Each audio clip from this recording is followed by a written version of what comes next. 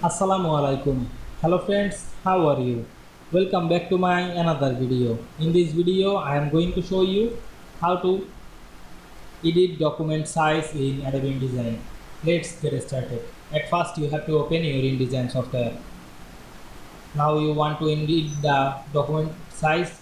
At first, you have to open your document. Now you go to the file menu, select the document setup option, and you can see here many options. Now and click this page size option. You can see here the page size. Now I click custom option, then select the wide and the height. You can change it. Now I make 10 the wide and the height is 16, then click OK. Now you can see we change the document size very easily. You can adjust the page margin on the text box.